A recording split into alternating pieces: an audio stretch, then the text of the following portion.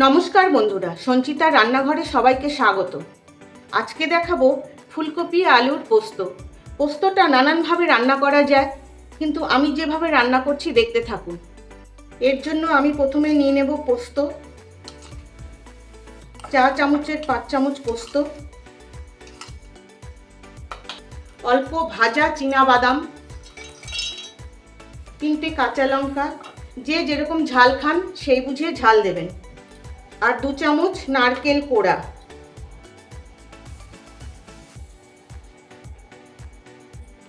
এটাকে ভালো করে আমি বেটে নেব।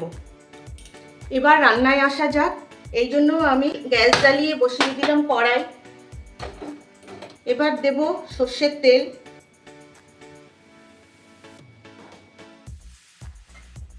তেলটা গরম হয়ে গেছে। এবার দেব ফোড়ন, কালো জিরে। কালো জিরেটা ভাজা হয়ে গেছে। এবার দেব আলু,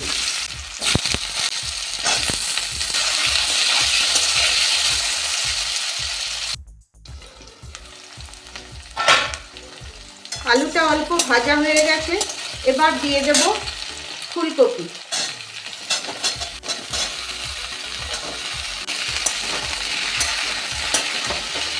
এবার ঢাকা দিয়ে দিয়ে ভালো করে ভেজে নেব।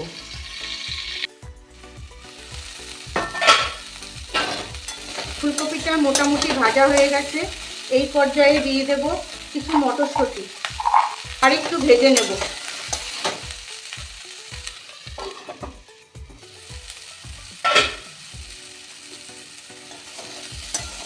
কপিটা মোটামুটি ভাজা হয়ে গেছে, আলু ফুলকপিও সিদ্ধ হয়ে গেছে।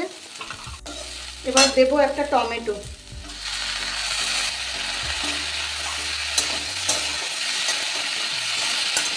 হলুদ।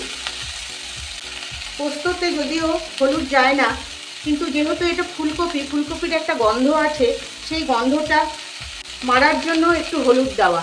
যদি আপনাদের এই ফুলকপির গন্ধটা ভালো লাগে তাহলে আপনারা হলুদ দেবেন না।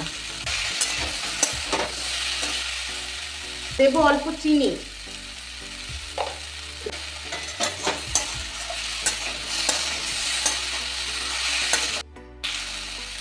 টমেটোটা মোটামুটি কষে গেছে। এবার বেটে রাখা পোস্তটা দিয়ে দেব।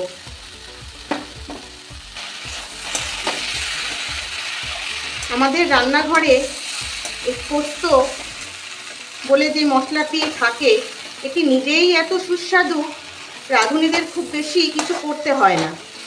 খুবই সুন্দর একটি পদ। নিরামিষ দিনে আপনারাও বানিয়ে খাবেন, আশা করি খুব ভালো লাগবে।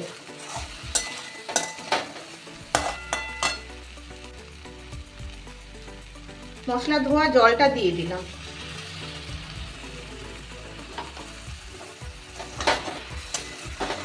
পোস্তটা একটু ভেজে নিয়েছি,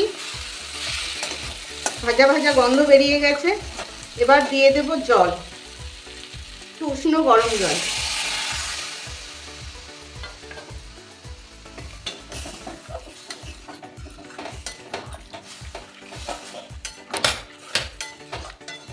এবার কিছুক্ষণ ফুটতে দেব।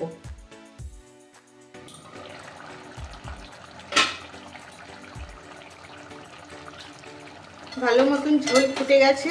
এবার দেব কাঁচা লঙ্কা। কাঁচা লঙ্কা দিয়ে আবার ঢেকে দেব, কিছুক্ষণ হতে দেব।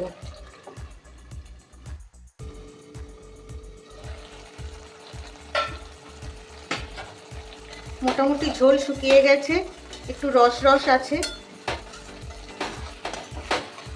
এই অবস্থায় দিয়ে দেব একটু কাঁচা সর্ষের তেল। যারা শুকনো খেতে ভালোবাসেন পোস্ত, তারা আর একটু রস টানিয়ে নেবেন। আমাদের ঘরে একটু রস রস পছন্দ করে, তাই আমি এরকম রাখলাম।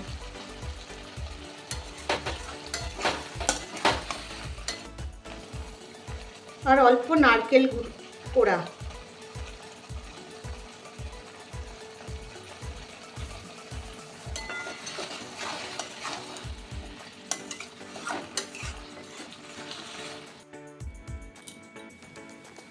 তৈরি হয়ে গেল আমার ফুলকপি আলু পোস্ত।